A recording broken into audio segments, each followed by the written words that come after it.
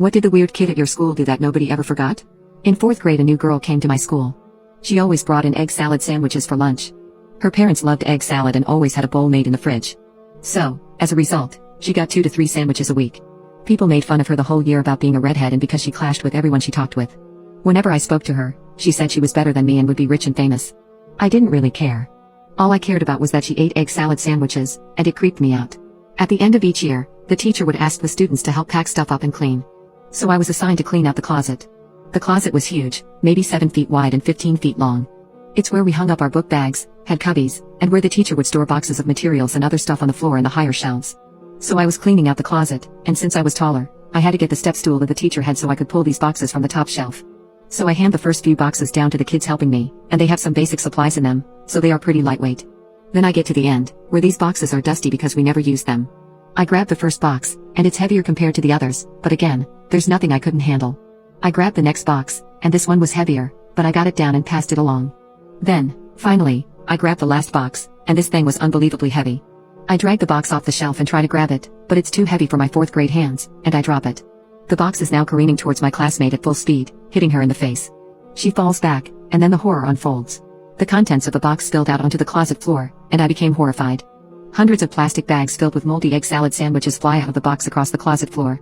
To make it worse, a few bags had popped open, and the most disgusting smell immediately filled the closet. The girl on the floor is now crying because she was hit in the head with the box, and another kid starts crying because it smells so bad. The other kid actually starts to gag because the smell is so bad. We were temporarily trapped in the room because there were both doors on each end. One was locked because there were kids on the other side taking supplies out of a door hanger thing, and my step stool was in the way of the door we had to get out of.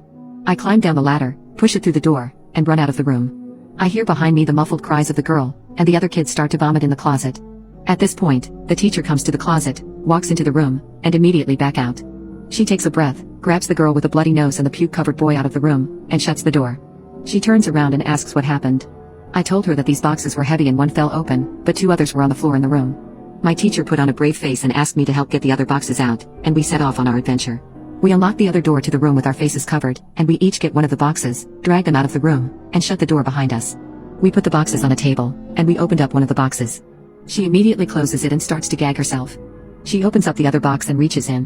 What she pulls out is a brand new, completely fresh egg salad sandwich. I quickly realized that every single one of these boxes was full of moldy sandwiches.